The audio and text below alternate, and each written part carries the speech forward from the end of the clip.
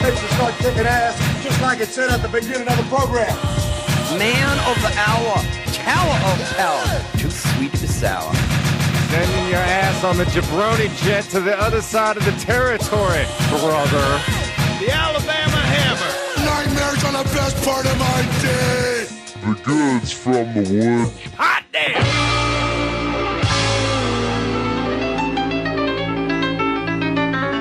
Welcome to the Goods from the Woods. My name is Rivers Langley. Mr. Good Man of the Hour, tower of power, too sweet to be sour. And join us today, a font of all wrestling info. Ladies and gentlemen, my good friend. I'm Erik Barnes. Hey. Yes. Yes. Yes. Hell yeah. Got an Finally. Eric Barnes chant. Erik Barnes. Yeah. It's not very clappy. Eric Barnes. Anything's clappy enough if the smarks get to it. Fair enough. Yeah, because they got "Where's My Pizza" into a chant, which is, When did that happen? ECW. Yeah, Oh, the really? FBI, the full-blooded Italians. Yeah. Yeah, with Tommy Rich. Yeah, he was from Knoxville, Italy. Yeah. Southern Italy. You understand? Yeah, Southern yeah. Italy. Tracy Smothers, also a member. Oh, he Knoxville, was Italy. the shit, too. Yeah. From the Italian Confederation, also Yeah. from Southern Italy. I love who was South. in it? Brackus. He was from Berlin, Italy. Yeah. or There even was like Germany, Italy, maybe. Well, there's a lot of that in the North. Yeah. During its initial inception, I forget the gentleman's name, but there was an African-American Yeah, member. J.T. Smith. Yes, Yeah. thank you. J.T. Smith, that's who it was. Well, Yeah. I've seen some He was Sicilians from that South could Bronx, pass. Italy. Yeah. Like there was only one, it was only Little Guido, a.k.a. Nunzio. Yeah, I think that was AKA the James only... Maritano. Yeah, I think I know. They should have been the AKA full-blooded Damian Italian. Stone. so many. So what's the publication that you write for? I freelance for a website called ranker.com. They do a bunch of pop culture and history and all kinds of random stuff. It's your listicle website, but the gimmick is that, for the majority of the articles, the readers are the ones that get to rank, number 1 through number 10 or however. So on. They okay. vote up or vote down whatever position I would put certain things in. Maybe So- we should let the listeners do that on this one. Yeah. Well, it's tough to get it that interactive on a podcast. There's 4 of us. Who should be voted off the show? Easily Pat. Easily Pat. I'd even vote myself Pat. off. Wow, I'm a regular on the show now. Yeah. Thanks, guys. Yeah. You just got tagged in. You're Hey. you're the Darren Drozdoff of the Road Warriors. Oh no, that did not end well for that guy. It could be worse. You could be the Heidenreich of the Road Warriors. Heidenreich can still walk though. man. But have you actually ever seen Darren Drozdoff's wheelchair that he goes around in? It's fantastic, actually. Does that It's have a puke bucket on Well, the side? right. No, so he's really into the outdoors. So he basically has this big wheelchair with like tank treads. So he could actually go through the woods and stuff like that, and go shit. for hikes and things That's- like Does he that. put a That's- blind on the that's- back and go hunting? Does it dig? That's awesome. Yeah. but it is still a wheelchair. Yeah, I know. That's the thing. Of course. Yeah. But my fucking wheelchair can dig ditches, dude. That kind of wheelchair makes you So he has a borderline bulldozer? cyborg. Is that what you're that's asking? what I'm picturing. It's like, I can get around in the woods and I can dig a Maybe it's like one of those X-Men Marauders. The one with that's a torso with a tank. Well, that's Yeah. what I'm saying. Like, remember Yeah. that movie Cyborg? Yeah, there you It's go. kind of like that. That's not bad. If you're going to lose your legs, replace them with tank treads. Yeah, hell yeah, get a ditch. Kamala should get a tank. Get a ditch. There you go. The Ugandan tank, Kamala. Yeah, exactly. He could buy an old one from Idi Amin. He probably got one from somewhere. It's Russia. So the article that you did was recently was like It hasn't been out yet. Oh, it's not out yet. No, Okay. no, but Well, this comes out in 2 weeks. it comes out in 2 weeks. Well, hopefully it's out. Okay. But I write for a puppet named Puppet that that reviews pro wrestling every week. Does he know that Rocco? out. He is aware of Rocco. I'm not sure that the two of them are have formally met. For those of you that don't know, we got to explain what Rocco was. So there was a tag team called the Road Warriors, who were just the biggest badasses ever. They Just were to like cover- a Hulk Hogan of tag teams. Exactly. during To the cover up for the 1980s. fact that they were just muscled out dudes that, That didn't know how ripped to off work. of Mad Max. Yeah, exactly. So they wrestled for a while, and they kind of left because Hawk was having one of his issues, and then they came back, and they were trying to find their way, and they were walking through this rubble field. And they were just Rubble field, I know, you this say. field of rubble, and they were just like, "This is our home. We lived here," And then they found this ventriloquist dummy that looked like Unknown Hinson. That was apparently a toy that they had played with. So essentially, their manager Paul Ellering would be there, and he would also operate this this ventriloquist dummy that would hang out on the front of like a motorcycle or something. I think that was Ellering that was behind that thing Yeah. 100%. Yeah, he was tired of carrying around the Wall Street Journal. He Yeah, he wanted had to the show dummy off do his. it. He had a new hobby, and he Yeah. wanted to show off. And what better than with a Fonz ventriloquist dummy with sunglasses? Just like it's like I'm just imagining just like a little hawk and a little animal with like just 5 years old with their like face paint and their shoulder pads just playing with this like dummy that looks like Roy Orbison. That sounds like one of them paintings you could get at the flea market that has like the young Maguire and the young Sammy Sosa. By the way, I think me and friend of the show, past guest, the sumo wrestling episode, Jordan Turler, I think we're going to do the Road Warriors for Halloween next year. Nice. Way to go. I did Kevin Owens this year. I did Mick Foley the previous year that I was in town. So I'm going to keep the theme going. And Jordan was like, he's like, who are those guys with the football pads and the spikes? I was like, the fucking Road Warriors? He's like, dude. And I was like, look, if we got a whole year to plan for this. We got to get red shoulder pads and like make our own spikes. And one of us is going to have to shave a mohawk. And the other I was going to say, I can't wait to see y'all with the mohawk. Well, one's got a mohawk. The other one's got a double Reverse mohawk. mohawk, Yeah. One of my comedian collaborators and I, Nat Bamel, and we created a parody group called the Social Justice Road Warriors, in which we would just look like versions of Hawk and Animal and talk about just different social injustices. If you think that gender's a binary, we got your number, brother. Yeah. Well, rape culture is real. Yeah. Trigger warning. Read my blog. Yeah, so that's a ton of fun. Look at that at a nearest. Read my Tumblr. So, Tell him, animal. now, to be fair, it was Talk, T-A-W-K, and Femammal. I was Talk, and that was a lot of fun. Yeah, so That's amazing. look for that at a UCB near you Did you guys have the shoulder pads and and everything? stuff. Oh, yeah. No, We got makeups and Did you stuff. have the good black ones or the kitty red ones? We had the whatever the hell was cheap at the time ones. Okay. Did you make the spikes and everything for it? No, it was just rubber shit that we got at the Halloween store. Okay, cool. So recently wrote an article about how pro wrestling and comic books are the exact same thing. Okay. And they are. How so? Well, I mean, aside from the colorful costumed characters, the morality plays, the fact that both are never-ending sagas. Right. They just go from story to story to feud to feud. The fact that it's for children, but The fact that it's for children and adults won't shut the fuck up about it. Yes. That's been co-opted by 30-something-year-old men. Yeah. But no, even in business practices, it's similar. Because both are going digital, there's a strong independent following, and because of the digital outreach, there are more independent creators. Like, for example, Scott Snyder. He does Batman and stuff for DC, but he frequently goes to the indies in order to make some other work. Right, Much yeah. like how your Cody Rhodes is, getting burnt out by WWE, and now they're doing whatever they want creatively on the indie scene. Yeah, and I think it's interesting because it's like Vertigo's like DC's NXT or whatever. Yeah, pretty much. Yeah. Well, I'm looking at Progress Wrestling is like Dark Horse. Oh man. Yeah, and it makes sense because whenever you have, and this is like a really sort of crucial aspect of like the socioeconomics of markets, is that whenever you have like a monopoly or you have an oligopoly, they try really hard to take on the largest viewership possible.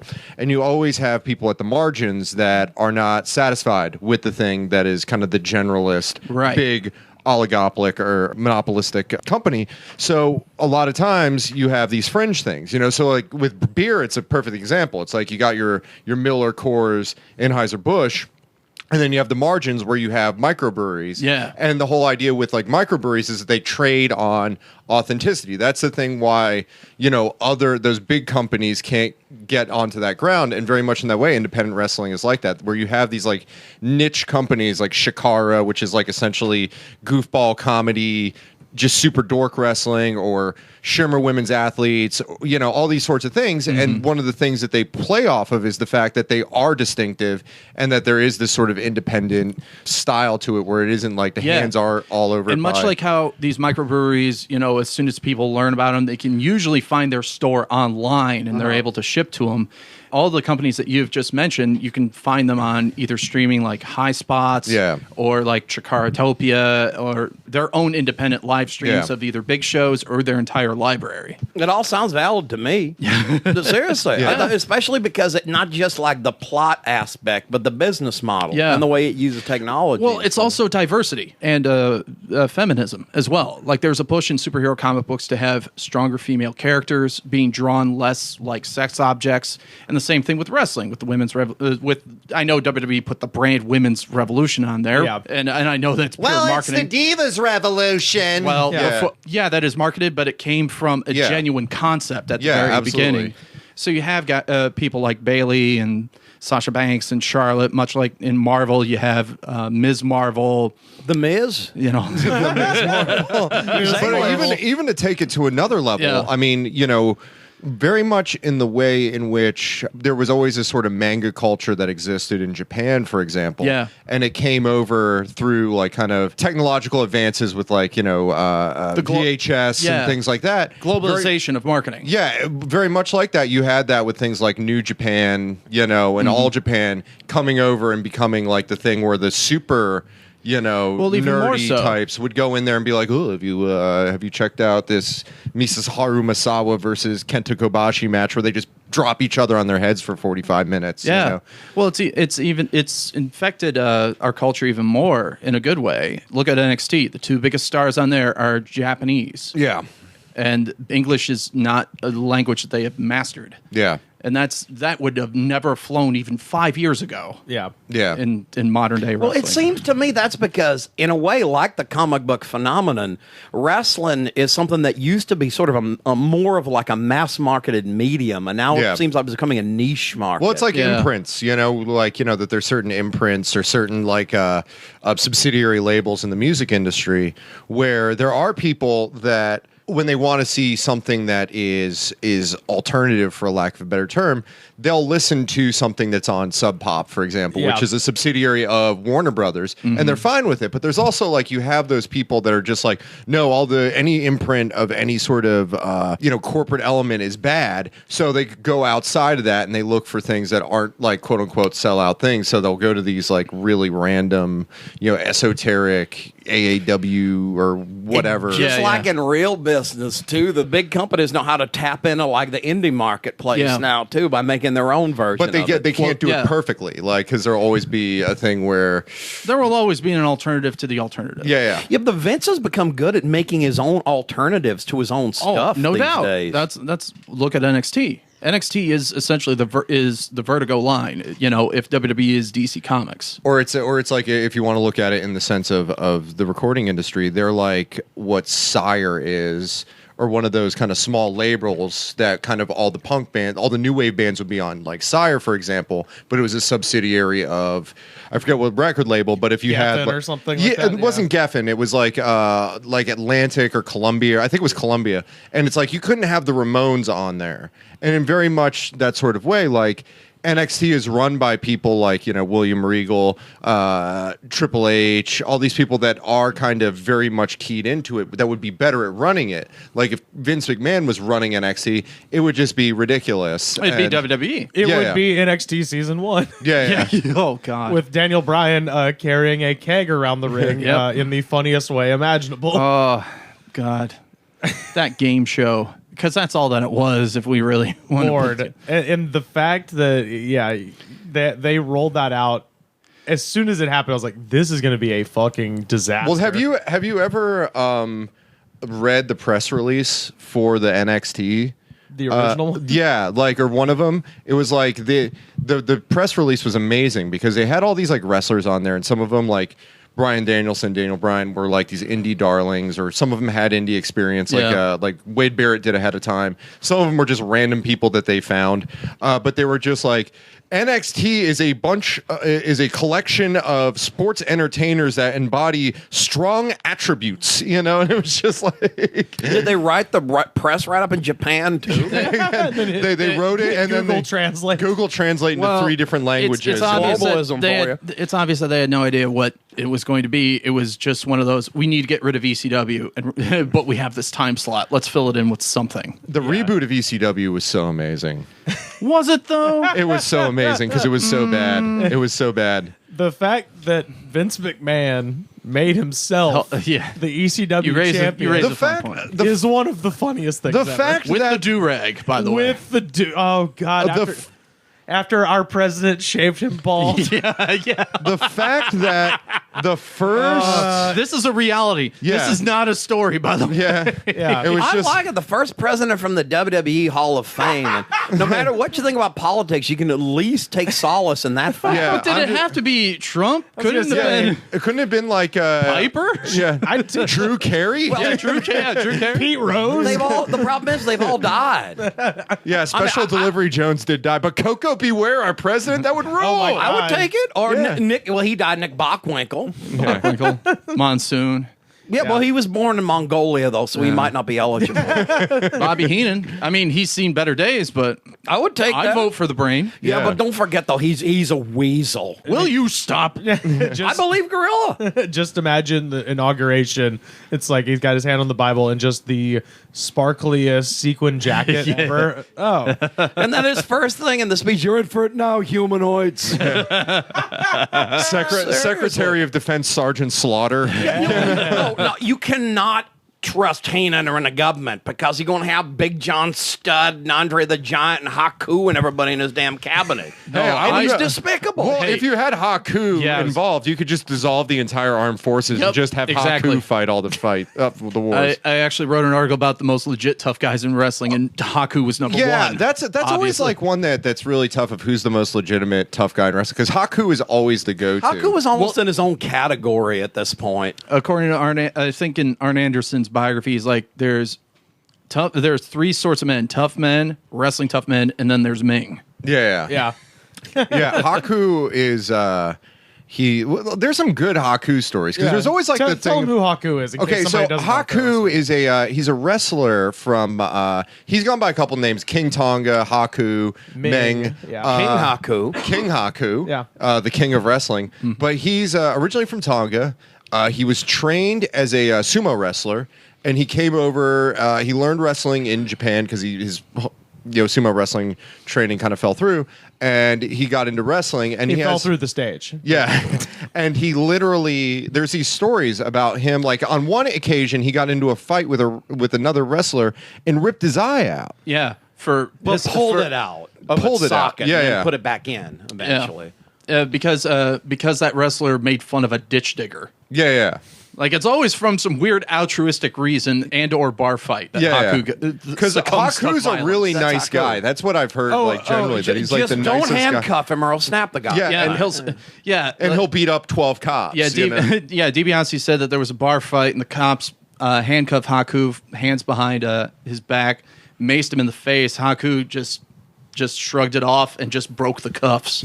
Yeah. And one of the interesting things I think about Haku is in the world of wrestling, like the kayfabe world, Haku was usually just a mid-card guy. Yeah. He was never a big star. He's just one of those guys that backstage. Well, he would have matches against Hogan on house shows, and that was kind of the highest. Or he was peak that mid-card. he'd He was been. tag team champion. Yeah. He had a long career. Or he was always but he the was never a bodyguard. superstar. No. He was always a bodyguard for somebody He where it was just never, like, he was never a household name on the level of like a Piper or a Hogan. Or all that. I would always see Ming on WCW Saturday Night.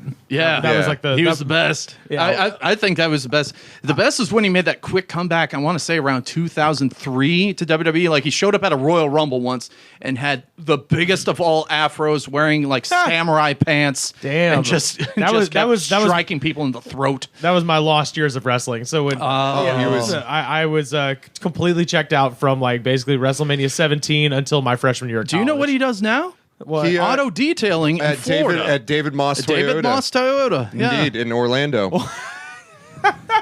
Yeah. Y'all have met Haku, right, Pat? I have, yeah. And he apparently is the kindest, gentlest guy. He smiles a lot. He's got a permanent smile and, very sweet man. Yeah. It's, thank God he's on our side. good thing. Because, I mean, like, Haku is one of the, because the thing with. Where did you meet him? David Moss Toyota. Because you're from Florida as well, right? I lived there for 2 years. Yeah. Do they still have Tom Steimus Auto that Dusty Rhodes used to do the commercials for? I think they might have. I don't know. Please elaborate on some of these Remember that commercials. #1 in custom vans, #1 in motorcycles, BB guns, whatever you want, Jack. BB guns. BB guns. They could put BB guns on a car. Who's Tom Steimus? Take one look at them because you're going to be seeing and hearing a lot of them.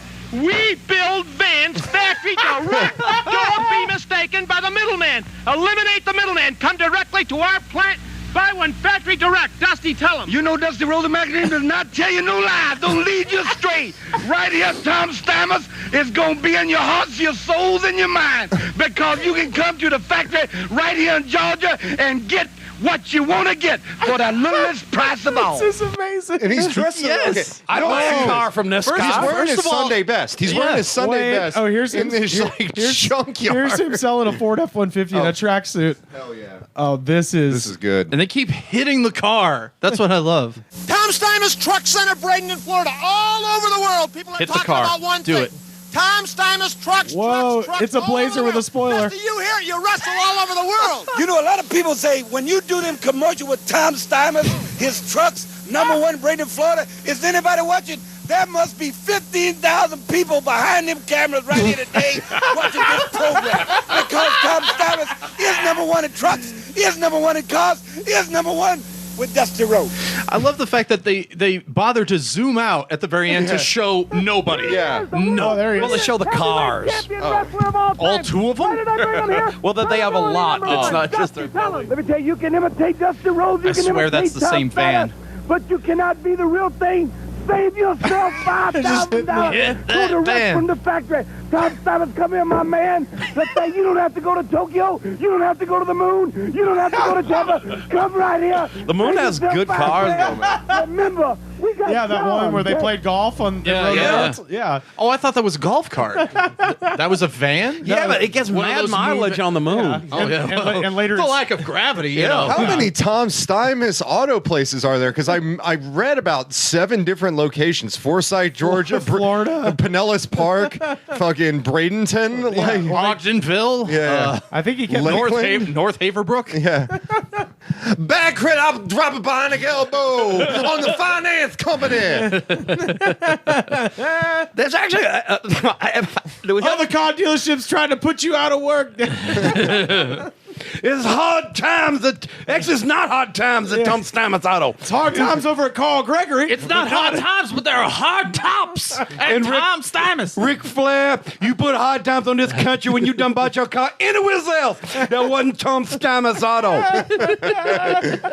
But then, actually, have you ever seen the one, John Nord? John Nord did one where he actually slammed somebody through a car. John, look up John Nord. How does that sell the car?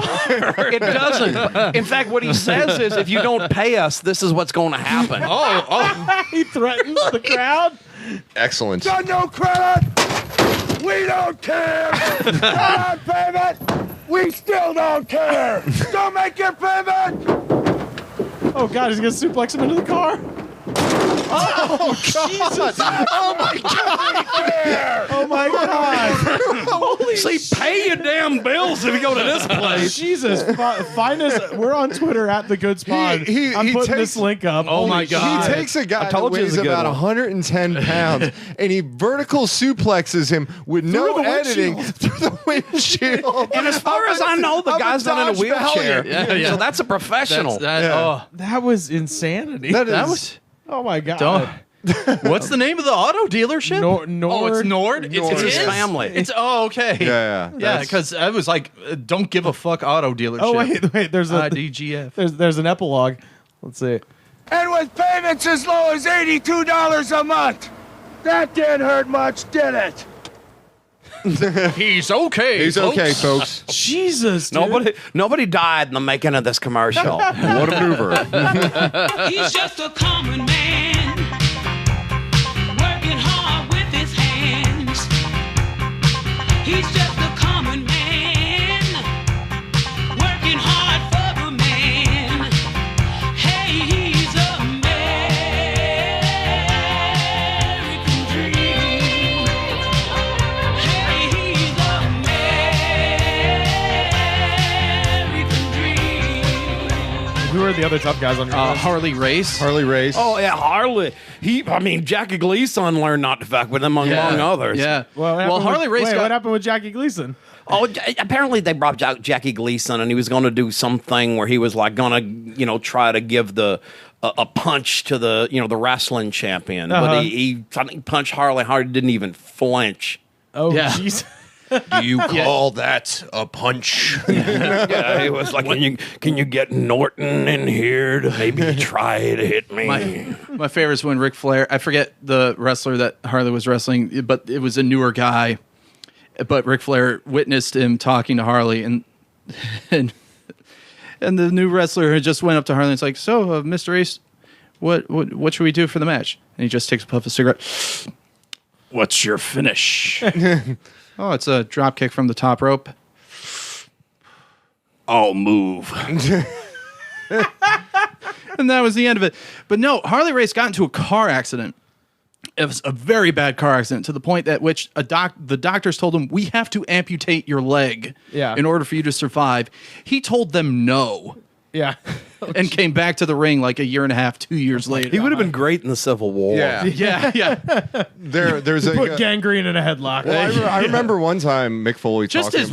his willpower. Suplex Gangrene through a window. Yeah, there was that thing where Mick Foley was talking about Harley Race, and Harley Race had a very prodigious left hand. Yeah. His left hand was very prodigious, and apparently, according to Foley, what Race would say about it would be, if I hit him with my left and he doesn't fall down, I will walk around him to see what's holding him up.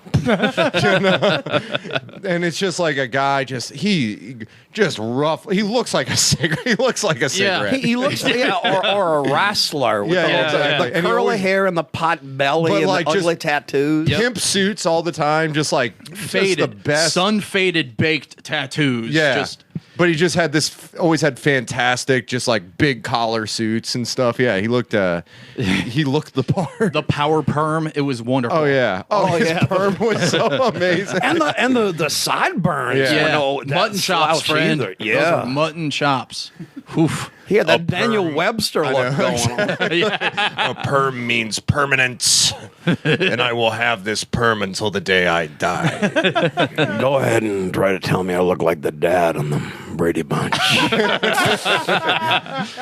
It's like if an unfiltered Lucky Strike was a human being, and was sentient. That's what soaked in whiskey. Yeah. And so that's why the NWA was so great. He was so amazing. Yeah, he was a real, and he was real one of those champion. guys that, like, when you look at him, he doesn't look like an athlete, and if you watch him actually, like, in the ring, you're just like, dude, that guy's athletic. He's like dad. He's got that like dad athleticism where you just look at your like a dad or an older man that's just like, in his 50s, and you're like, oh, that guy couldn't beat me in a foot race, or that guy couldn't do this, and he would just get up and be like, give me that baseball, kid. I'll show you how to do it. Yeah, and he's then just throw a 90-mile-per-hour fastball. And He's just like 10 beers in and Yeah. could wrestle for an hour. I know. So he could whoop the hell out of you outside the ring, and he could tie you in a damn knot in the middle of it too. Fetch me another PBR, kid. I need another beer. Who else was on your list? Stan Hansen is definitely on. There are some ones that I didn't see on there that I wanted to throw my hat in the ring okay. for. Bad News Allen, Bad News Brown. Yeah, but he was he was badass. I think he might have made the list. I don't remember. Yeah, he was I wrote this list like 6 months ago. Yeah, Bad News Brown was actually, interestingly enough, If you make Andre the Giant back off, then Yeah. you're kind of a badass. Yeah, he was the first African American to win a solo gold medal at the Olympics, not in boxing or track. I thought it was bronze. Yeah, the first medal. The first one to actually medal in an event. To medal. That was outside. Yeah. I heard you say gold. Yeah, well, and that's what threw me off. the gold thing was that he was like in '72, he was the favorite to win the gold medal, but he had like torn up his knee. Right. And what was his event? Judo. Oh. Yeah, so he was a judoka, and like, yeah, there's a famous story where he basically stood up that he made Andre the Giant back down because Andre the Giant. Andre said the N word. Yeah. Yeah, Andre got even with them in a different way, He different did. time. Yeah, though. but they both had ultimately the two of them respected one another in the end. Yeah, and Supposedly. apparently, Bad News was just tough. Like Yeah. there'd be stories about him. Who else are some really good ones? Danny Hodge. Oh, that was on my list. Yeah. At 85 years old, he still can break pliers with his bare hand, one-handed. Oh yeah, he used to be able to crush And apples crush and everything apples. else. Yeah, I linked a video to him, like at 85 years old with an apple. 85 With a bunch of kids Crunch. around. He was just like, yeah. Danny Hodges burst. He's one of them guys that's in the running for like all-time toughest. Like I think could he take Luthez? Yeah. Probably. Yeah. In both in their primes, yes. Yeah. Yeah, I mean, with Danny Hodge, it'd be interesting to see who could take that in a fight between Haku and Danny Hodge. That would in be their prime. something. I think Yeah. the whole world would be destroyed. It would just be like, Mothra versus, Godzilla. I think ultimately the violence would reach to a point that the two of them would merge a la Dragon Ball Z into one super being. So, yeah, I mean, for like Danny Hodge was a guy that was a pro wrestler in the 1960s, 70s, and he was an Olympic silver medalist in wrestling. And he had quit amateur wrestling and became, with 2 months training, the National Golden Gloves boxing champion with 2 months of training. Yeah. Like, this guy is legit. And one point, he'd gotten into a car wreck where his car had careened into a ravine, and the water was coming down, and he'd broken his neck in the crash, and he held his neck into place and punched through the window and swam out to safety, holding his neck in place because it had been broken. And apparently, the impact of the he had put so much power into his punch to break through the window with a broken neck that he crushed all of his teeth.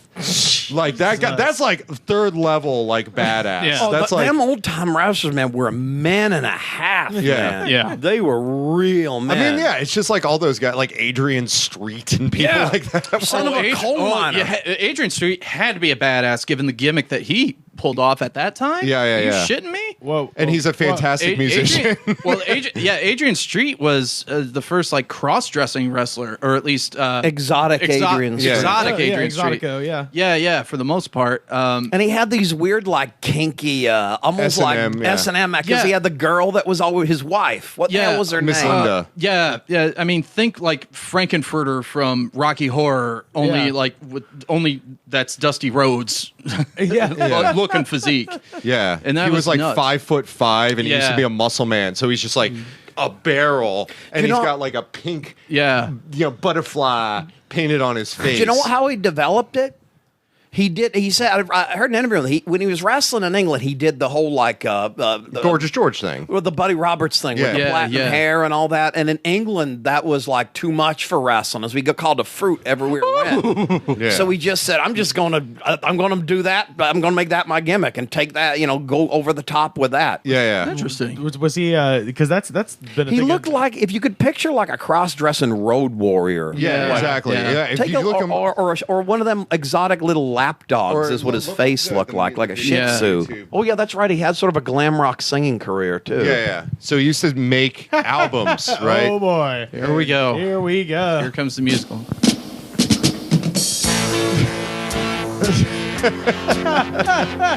Yes. Holy shit. Oh, like a little bit gold dust. He looks like like Goldust, like with the little PSAs.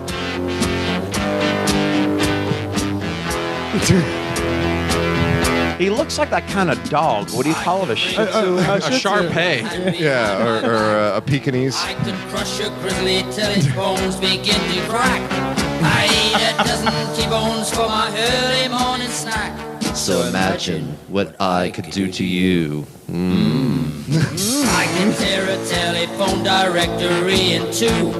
Bending iron bars is something else I can do. I This is amazing. He's so good. So imagine. And his thing was that he was a legitimate To see my BAMF. Like he could destroy. Like he could just beat the shit out of anyone. They would even work that into like the gimmick. Like Lance Russell would always say, he looks like he's fooling around, but he's a tough guy. He's just trying to psych people out. Yeah, because he was like trained in those sorts of. He's look at the video. He's like the Joker. Of, but then of it cuts to him where he's working out, and you're just like, this is the toughest guy in the bar. He was the son of a Welsh coal miner. Yeah, and that's the race that brought us Tom Jones. So the Welsh are real men. Like just. When you have the just race bad that tattoos. Brought us Tom Jones. It's true. And Catherine Zeta-Jones. They're all named Jones over there. And they're all really dark, too. Yeah. Jonathan Rhys-Jones, Wow. It's like he shows off his painting abilities. He shows off his makeup abilities. True his Renaissance workout man, a wrestler. He made the song.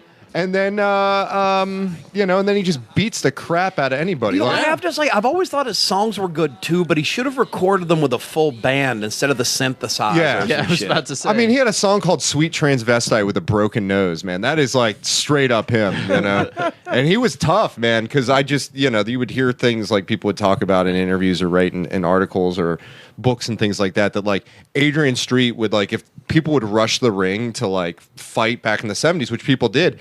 Adrian Street would just annihilate people, and he was one of those guys at carnivals where he would go, they would be like, okay, we'll give you 50 quid if you can, make this guy last 5 minutes with him. And he'd be in his makeup and all this stuff and like with the robes and, all that sort of thing. And he would just go in there and get these giant guys and just demolish them, like take them down to size. Because all those British guys were tough as nails. Fit Finley and William Regal, lot of them was hookers, Billy too. Robinson, and those guys were all like, because there was like God, what is it called? There was a thing there called the Snake Pit, where it was Snake Pit in Wigan. And it was the guy that ran it was a Olympic champion wrestler, and he would just get all these. Don Leo Jonathan? No, it wasn't Don Lee. No. He's a Mormon giant. Like he's the greatest wrestler out of Idaho. But it was like a guy that you would get all these these coal miners or these kids from Manchester and stuff like that, and they'd throw them in there, and he would teach. And a lot of them were like, if there was mixed martial arts in that day, all the people that came out of the Snake Pit would be like the champions of what that was back in like the 1950s, 1960s or so. So there's some tough bastards over there. Well, it's funny that you mentioned that. Judo, Gene LaBelle. Like a bunch of MMA guys studied under him. Yeah, Ronda Rousey. Yeah, Ronda Rousey being one. Yeah. Yeah, and it's really interesting that Ronda Rousey's trainer was the same person that effectively trained Roddy Piper how to wrestle. Yeah. So it's really interesting how those things kind of merge together in a very weird way. Yeah. Another tough guy is Ron Simmons. Yeah. That apparently, like in Arn Anderson's book or something like that, the Book of Arn, which is not in the canon, but it should be. Should be, yeah. He apparently there was a thing where when he was in this tag team, it was the tag team Doom with Butch Reed, and the Steiners, who were like legitimately tough dudes, would mess with Butch Reed all the time. And Arn was just like, Ron, why are they always messing with Butch and not you? Why are they always fucking with Butch and not you? And Ron Simmons just turned around and was like, I'm unfuckable. Just like put that on a shirt. Yeah, I'm unfuckable. Put that on a shirt and sell it. Meanwhile, he and JBL wore a shirt that said "always pounding ass." Yeah, exactly. I just want there to be a backstage where like Santino is fighting with Beth Phoenix and Ron Simmons just comes up behind him and goes, unfuckable. The unfuckable Ron Simmons. Yeah. Was Doc on your tough guys list? Oh, Dr. Death? Yeah. Steve Williams? Yeah. Trying to think who else. Also, I had to write for the people, for the casual fans too, so I included a couple of those. I'm Angle, trying to remember. Lesnar was on there. I think, I don't know if Rude was, but Lesnar was definitely on there because, obvious. Didn't you tell me you did a mustaches one recently? Yes, the 50 best mustaches in pro wrestling. There's so many good, great, like facial hair and hair combinations in the wrestling world. Yeah. It's a sartorial masterpiece. Yeah. It really is. And there's no rules. There's no dress code. No, there's no nothing. So it's just like wild as you people can are be. left up to their own devices to do whatever they go for. There is the sort of convergence at certain times of the mullet back in the 1980s and 1990s. You know, the basically the buzz cut nowadays. You know, and it's kind of one of those things. That's what I don't like about nowadays. Yeah, they look too much like regular people with too many tattoos. Oh, but back then, wrestlers looked like way different than everybody else. There are a couple of strange. Look at Enzo Amore. Well, there's certain. Look at Sheamus. Yeah. Look at Shinsuke Nakamura. No one has that haircut. Bray Wyatt. His fucking guys like Enzo and Sheamus look like when people make those creative characters in the video game and they just go overboard, or they just click randomize, and it's just like, or it's like, let's give him a mohawk. Okay, let's stretch it out as long as we can. I think in a few years, Bray Wyatt is just going to look like George Clinton with the hair. It's just going to get crazier and crazier until it's just made 100% out of that yarn. would be the greatest. I've always contended that George Clinton would be an amazing wrestling gimmick. Yeah, like if you just went complete. Well, he already looks like the Grand Wizard, but Ernie Roth. But you go with total the kind of like Black Power Afrofuturism thing of either like George Clinton or Sun Ra just coming down, being like, hailing from the planet Saturn. Both those guys were kind of like wrestling guys as it is. Yeah, but I think you could mix it with the old Festus gimmick where he doesn't do anything until he smokes crack and then he just beats the shit out of you. Oh, y'all ain't talking about Festus on Gunsmoke, are you?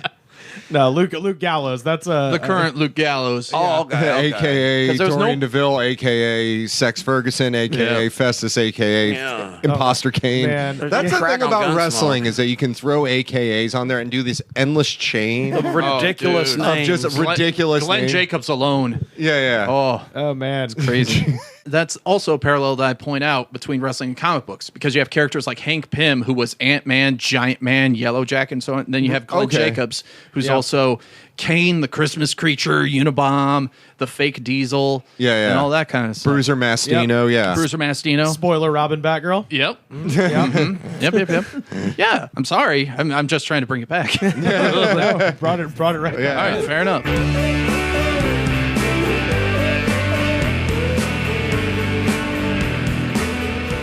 Rivers and I were talking about this, and this is like one of my favorite obscure tag teams of all time. This tag team called Disorderly Conduct. Who were this these guys were like jobbers. Like they came out to lose every time.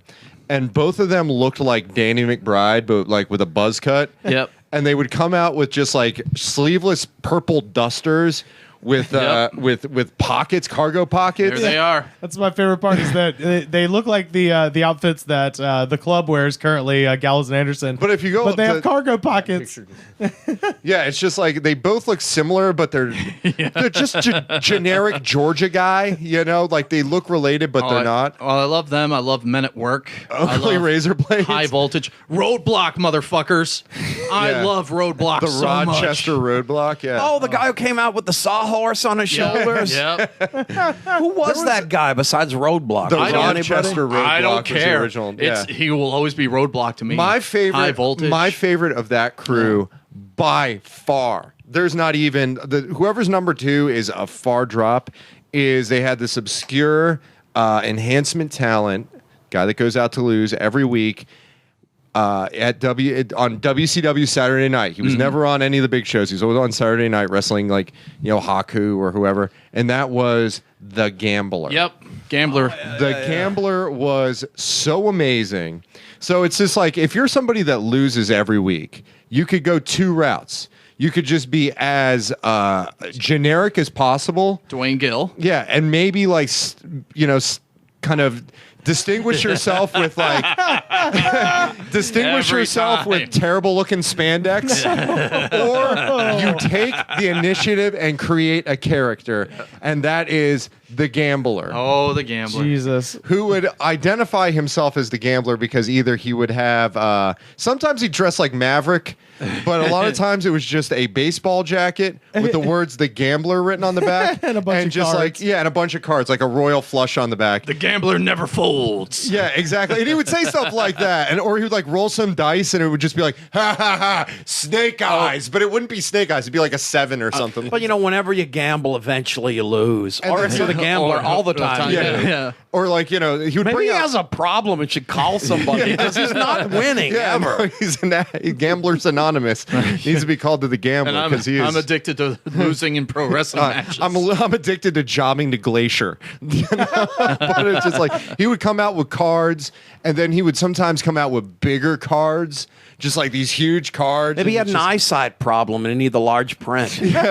Well, if you get knocked out so many times, it's gotta it hurt was your just, vision. Yeah, and Well, he thinks he has a pair all the time. Yeah. and the thing No that's wonder he always loses. and it's and you know, it's, 4 of a kind with only 2 cards. I don't know we're playing a 12-card stud here.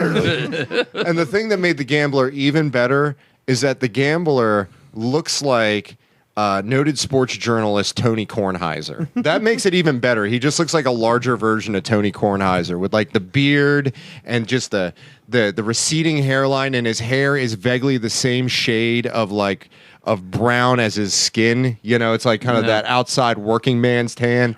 But you know, that sort of thing. Wasn't there a tag team of like a WCW fireman and a WCW police officer? Oh, yeah, and they were yeah, merged yeah. together. I forget what they were The called. Patriots, yeah. Firebreaker Chip. And Firebreaker Todd, Chip. I remember and Firebreaker Todd Chip. Champion. Private Todd Champion, wasn't he? I don't know. Private Todd. As opposed to Public Todd Champion? When it was Oh, didn't he have, right. like Oh, a yeah, soldier pri- gimmick yeah, or something. okay. 'Cause it was Something around the like time of the first Gulf War. And Yeah. so The it was all WCW Special Forces. That's where they right. hailed from. Yeah, that was like their hometown That's was a thing. WCW Special Forces, and one of the guys was Firebreaker Chip, who was he was a fireman, and he looked like a stripper fireman essentially, where it's just like, oh, I'm gonna kick your ass, you know, but he's like dressed like a male stripper. Yeah. Well, they had the NASCAR guys too. Yeah. The pit crew. Yeah. Plenty of those. Men at Work. Men at Work, which were the stripper construction workers. Yep.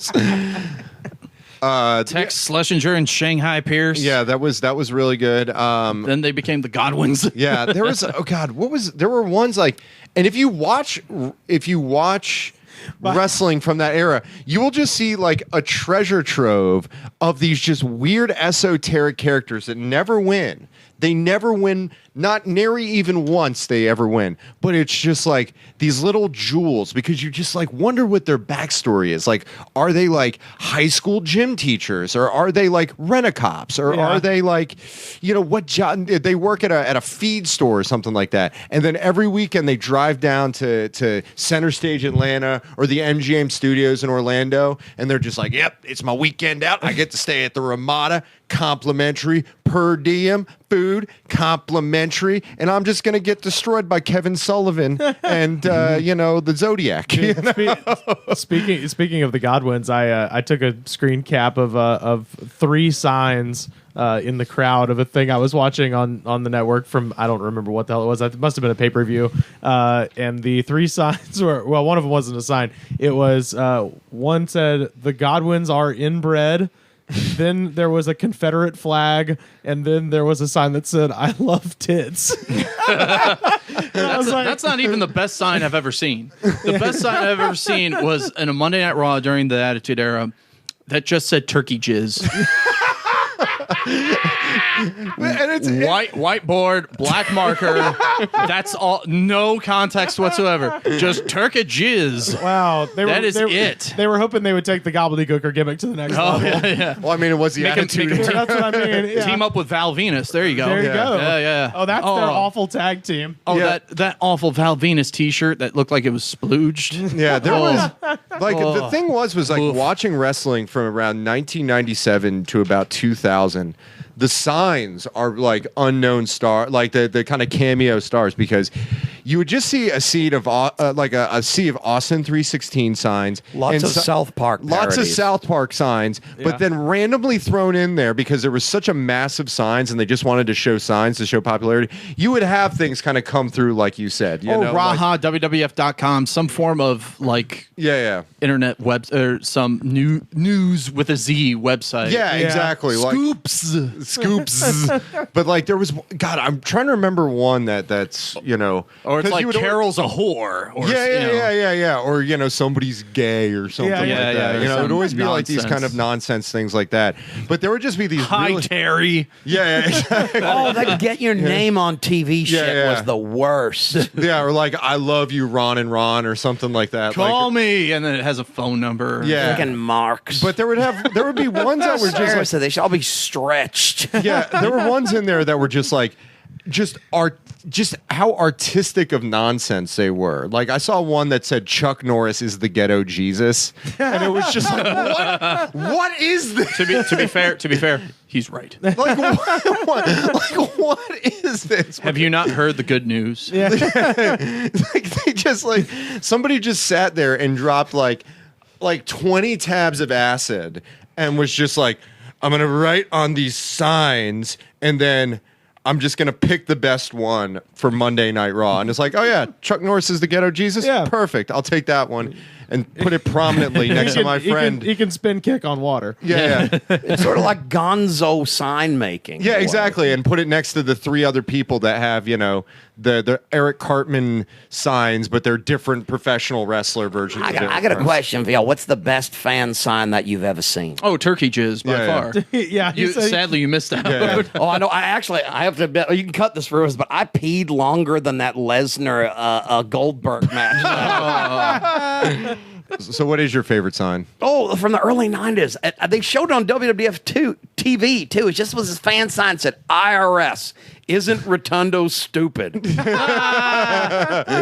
And it was really good because they never admitted his name was Rotundo when they brought him out as IRS. Erwin R. Shyster. Yeah. Forget the fact that he was the tag team champion babyface 4 years ago. Wait, what? No, it never happened. The WWF in the 80s was like Pravda in Russia because it was just their version of history. Yeah. When Strike Force won the tag team championship, Tito Santana, Rick Martel, they'd never mentioned the fact that both those guys had held tag team championships together in the past with other tag team partners. And there was no mention made of the fact at all. No, they like revisionist history. They really do. Yeah, that's the way it is. Someday they're going to have to fix all the continuity with like a Crisis on Infinite Earths type storyline. Again, bringing up the fact that comic books and pro wrestling are the exact same thing.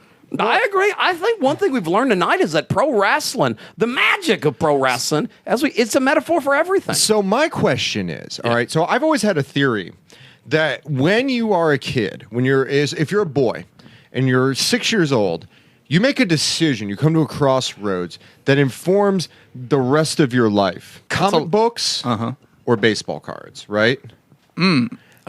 Okay. Yeah. I know people that have done both. There's people that do both, but the people that kind of go hardcore in one direction, hardcore in the other direction, it's like a continuum of what, all right, like personality-wise. And I wonder where you think professional wrestling lies. More with the baseball cards people or more with the comic books people? I'm going to say comic book people. Okay. Because of all the parallels I mentioned, but on top of the fact that what's the one thing wrestling fans keep hearing from sports fans?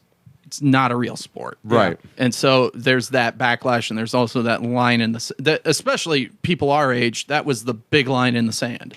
Well, I have to say, I'm a little older, and I think there was more overflow when I was young because the comic book cult wasn't as big, and a lot of kids just like sports, and wrestling, which was sold a little more as sports those days, was part of everything else that they liked. I could see that. So there was plenty of like baseball wrestling overlap when I was a kid. What if you collected Star Wars cards?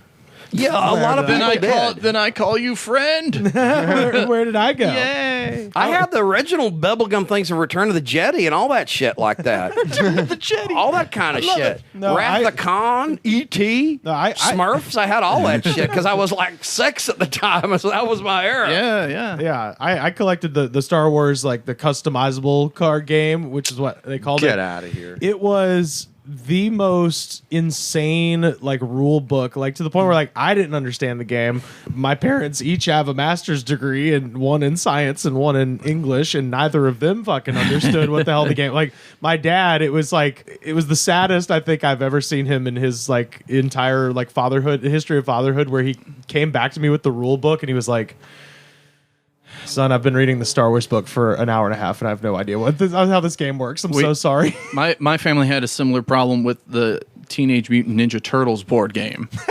from back in the day because it had so many like different. If this happens, then you must blank. But if other thing happens, and it was just so big, and it made my 7-year-old head just explode. And I'm like, but the cards and the art on the box is good, right? Well, I remember that game. Yeah. Didn't it have their van in it? Or something? I think their van was in it. There was a lot of awesome artwork, a lot of awesome looking cards, and you had to collect pizza slices. But for some reason, and then sewer grates and all kinds little round. I think the artwork and things on the board and on the cards was better than the actual game. Yes. Another game that was like that in my house was Jumanji.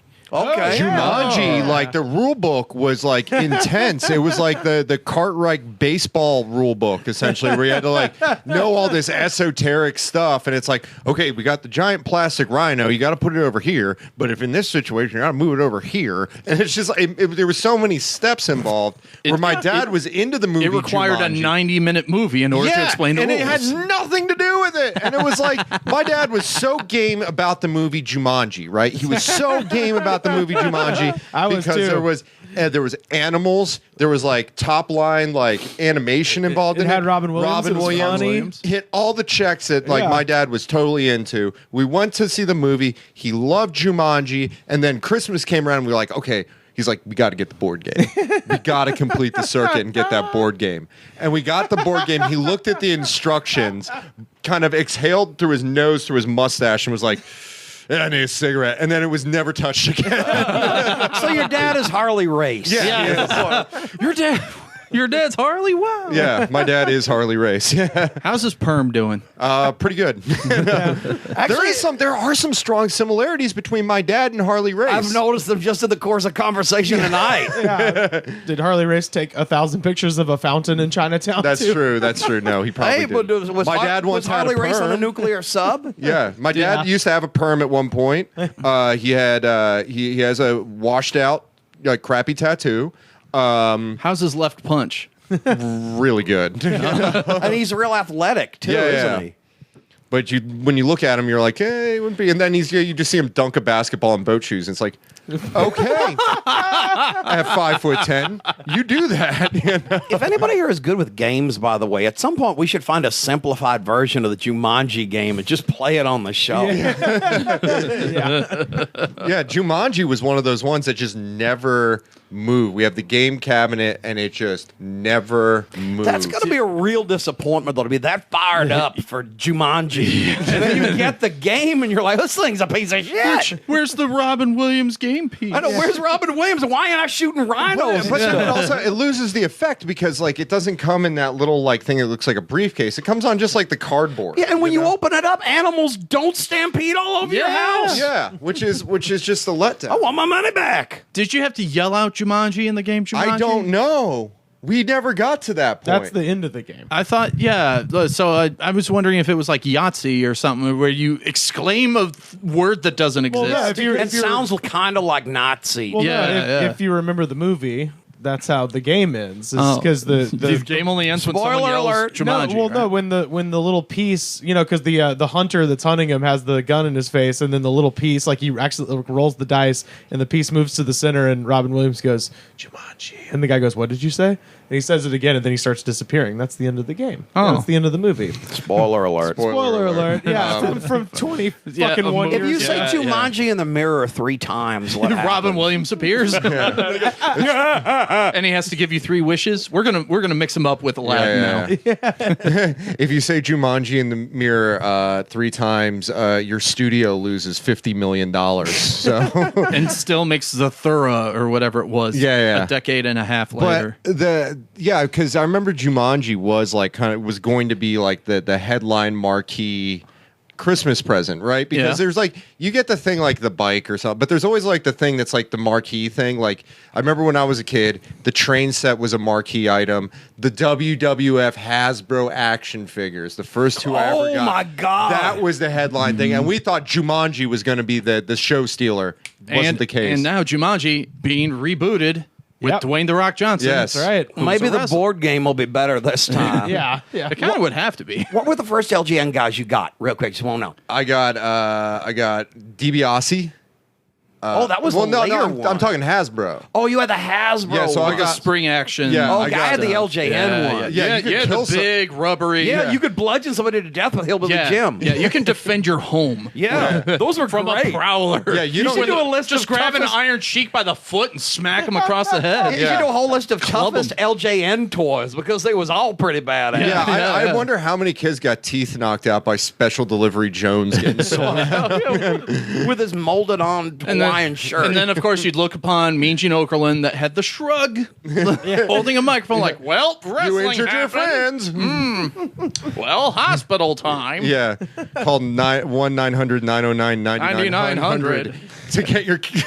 But I want a hamburger. yeah, but the first two I got were DiBiase and Beefcake. And I had no idea who Beefcake was, and my dad. I think my parents just picked him out randomly because, like, my dad obviously probably picked $1 Million Man because he had the belt, and my dad used to watch from time to time. And he thought $1 Million Man was awesome, and he was right. Yeah, and then another I think, guy with a stripper outfit. I think my mom. I think my mom picked Brutus Beefcake because the name of our dog was Brutus, and he was like, Brutus, okay, he too, Brutai. Yeah, and he had like the scissors, the shears as a prop. So I guess props were big. I was never as big on those, but neighbor Frank was, and he famously got the Rick Rude and the Hulk Hogan. And there was I remember those were the only two guys he had, so they had quite a program together until he got somebody else. See, I my first were Tatanka, who was my first favorite pro wrestler. He was awesome. Yeah, he was undefeated Native American. And the only heel that I could find to fight at the time was the Repo Man. Barry, a.k.a.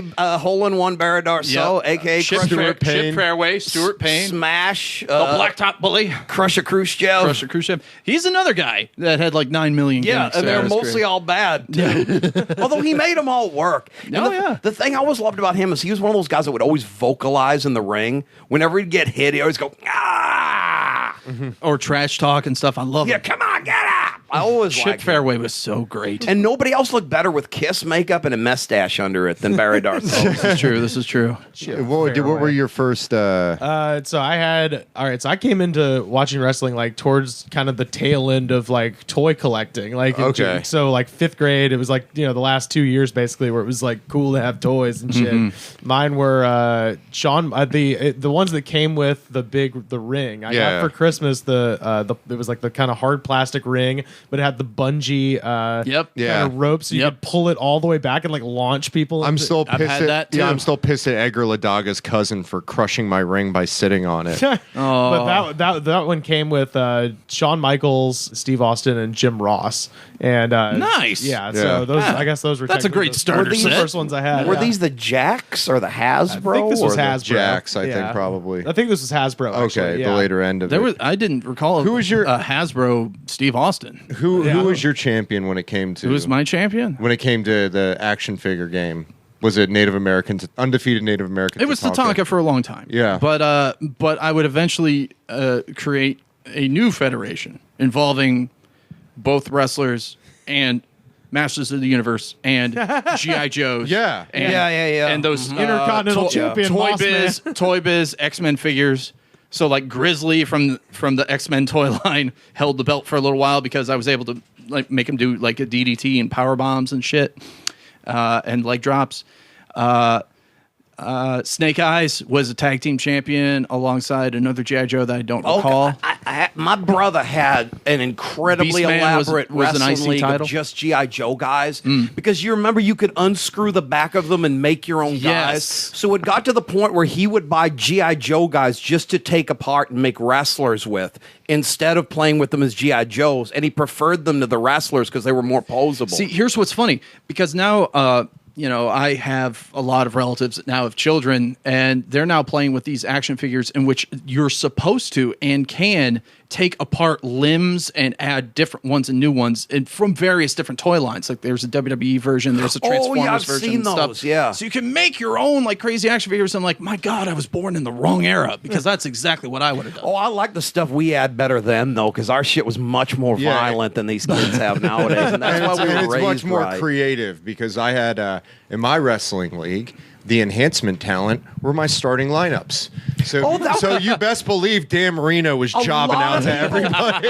A lot of people wrestled with those too back in the day. And the football ones were the ones to go with because they didn't have a bat in their hands or a glove. I had General Custer in one of mine. I had him for, there was like this Legends of the Don't put West him up series. against Tatanka. Who did General Custer put over? He beat everybody. And He lost. No, who did he lose to? he was more as a manager anyway. Oh, who did he manage? A tag team. They were called the Widowmaker and the Journey. There were two G.I. Joe guys. It was two of the Dreadnoughts. Okay. Because I would love, like, General George Custer to, like, managing Beast Man from Masters of the Universe. Beastman and Custer did wrestle together in a different size league that was compatible with the Hasbros. But in the G.I. Joe league with the smaller Custer action figure, he mainly managed, though he did sometimes wrestle, and he had a good neck hang that he would do off the ropes and shit. I was hoping he was managing the tag team. Custer was always a hell of a worker. He was. He really was. And he managed the tag team of Optimus Prime and Virgil to glory. So Virgil was pretty high up in my action figure federation. Did you have a commissioner? No, I didn't. I didn't go that. We had Inspector Gadget as the commissioner. Another great mustache of wrestling for the first season. That's right. He did have a mustache in the pilot. season. Yeah. Because he was supposed to be Clouseau. He was drawn to resemble Peter Sellers as Clouseau, and then they just took the mustache off. I'm trying to. He's the Scott Hall of animated characters. He is. Early career mustache. And no one remembers when he was big Inspector Gadget or Gator Inspector Gator. Inspector Gator. But Inspector Gator. Yeah, there was some chomp chomp. There was wowzers. There was some really. I love that show, man. That was a good show. What was the first wrestling match that you remember watching? Say what now? What was the first wrestling match you remember watching? Royal Rumble 1993. Really? Very first one. Horrible. Well, what it is. I didn't pick it. My cousins were watching it, and then I watched it. The very first live event, and I only watched the Rumble match. The very first show, top to bottom, was WrestleMania 9. Who were you rooting worst for in that Royal Rumble? I didn't know anybody, so I didn't root for anybody. So you didn't pick some random person out, and they were like, "Oh, that guy. Okay, I'm going to root." I for liked that guy. Tatanka, seeing him in there, and then I liked Randy Savage because all my cousins liked Randy Savage. I thought you were going to do something weird and root for like Bob Backlund. Is just like I didn't know. Hopefully, this old guy goes on to the 10-year-old me rooting from some old pale ginger guy that looked like me at the time. Maybe, I don't know. There's a comedian, Brandon Vaughn, who's absolutely hilarious, that had a live Facebook feed of him watching the Royal Rumble 93. And he was just like, I don't know in what state he was in, but he was just like, oh my God, this is really bad. And it went for like 400 comments. And towards the end, he was just like, for the love of God, I hope Bob Backlund does not win. Jeez. It was entertaining, to say the least. I liked Bob Backlund. Oh, he was great. Yeah. He's one of them guys back in the day, but looking back at him now, he's a great worker. That really was. He's an insane person, yes. So but I enjoyed it. You liked Tatanka. Were there any like just weird wrestlers that for no inexplicable reason you were a fan of? I loved Marty Jannetty. Oh, wow. No, it makes sense because when the Rockers started, like, he was an equal partner. Yeah. In fact, he actually, if you watch them when they're in the AWA, when Scott Hall, the Mustache, and Colonel De Beers and all that, a lot of the times Jannetty does more of the talking and interviews. Well, I enjoyed Marty Jannetty because he kind of just, I had a thing, I don't know, tassels. Tassels were a thing for me. Tassels were a thing for me, and he did a lot of high-flying moves, at least high-flying at the time. And I thought, Shawn Michaels is a jerk. I don't like him. Yeah. So, of course, I loved Marty because of the offshoot of that. So, yeah, Marty, I clung on to that for a long time. Like when he survived in the Survivor Series, when he and the 1-2-3 Kid became tag team champions. Oh, so you like... I was like, yeah, Marty. Post-Rockers, Marty. Yeah. I thought you were saying in the Rockers. And I was like, that was a reasonable choice back then. No. Hey, he said unreasable. I'm telling you what. But that's, I mean, it's kind of random because he was cool, but like when you're a kid, you're just like, you're not going to be like, yeah, well, I like, because everybody's like, I like Bret Hart, I like Hulk Hogan. Well, no one it's just else like, in my, I love Marty Jannetty. Well, no one else in my class liked wrestling, so really? It wasn't until the Attitude Era that I became cool. But yeah, I love Savio Vega. Oh, yeah. Him. Oh, so who the hell was he? Was he Tom Brandy or was he Savio Sears? He's a Puerto Rican dude. Yeah, he was. He was a stubby guy. Quang. Do you remember Quang? Yeah, he was Quang Unmasked. Okay. He was Razor Ramon's friend from Puerto Rico. He had the silly mask or something. No, that's the Portuguese man. Yeah, that's and I liked Aldo Montoya too. That was it. I liked him too. Sorry, there was he was just kind of like this very kind of short but squat Puerto Rican wrestler that was like, he was really good. He was real agile. I remember the name, but I don't remember anything about the guy. I remember feeling crushed that he lost the 1995 King of the Ring to King Mabel. That's right. Oh, I remember God. that shit. Men on a mission. Yeah, I remember. Oh, that was terrible. I would watch that shit, and I was like, what the hell has happened to wrestling, which I used to love. Where's Tommy Rich? You know? He was in ECW. Yeah, but I didn't see that at the time. I'm on fire, duh. Somebody say something about being on fire, duh. I'm going way up north, Dayton, Ohio. Tommy Rich, You're going to web north of Dayton, Ohio? No, I'm going way up north. Oh, Dayton, way Ohio. up. Okay. Because for Tommy Rich, that was way up north. See, I thought you webbed up like Spider-Man. I'm like, I'm going to web up. I'm going to web up. It's a real esoteric. Toledo, watch your ass. Here comes getting webbed up is a really esoteric term for taking too many Quaaludes and huffing too many poppers. You know, that's getting webbed up. Webbed up. Well, again, I got webbed up in Dayton, Ohio. It sounds fairly Tommy Rich-like anyways. Yeah, that does sound like Tommy Rich behavior. Tommy Rich was, by the way, the shit in the early days. His feud with the Masked Superstar, the guy that later became Axe in Demolition, Right. was Bill one of the Eadie. greatest things that has ever happened in the history of wrestling, for my money. 1, 2, 3, oh, let you pin me. 1, 2, 3, oh, let you pin me. 1, 2, 3, oh, let you pin me. 1, 2, 3, oh, let you pin me. 1, 2, 3, oh, let you pin me. 1, 2, 3, oh, let you pin me. 1, 2, 3, oh, let you pin me. 1, 2,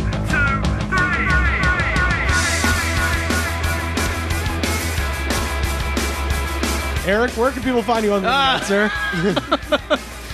You can find me on Twitter at that Erik Barnes, ThatErikBarnes. Yeah, talk comedy, talk wrestling. Ranker. Ranker. Yeah, rank some of them mustaches. Rank some of the mustaches. Yeah. Have some fun. Come see me at shows whenever I promote them and all that fun. So, yeah, thanks. Hell Thanks yeah. for having me, Yeah, guys. follow This him on was a lot of fun. Facebook too. You know, and he performs pretty widely across town. And check him out. Eric's a great guy and a great comic, and thanks, just brother. a fantastic hugger. Just let me shake your hand again. Strong And he likes handshake. wrestling, too. Oh, shake your hand again. Oh, give me the worker's handshake. And if you ever find yourself in Reseda at PWG, You'll see Yeah. me. yeah, you'll see Eric. Just look for a red mountain of a man. Yeah, just look for out above the crowd. look for a giant load era of James Hetfield.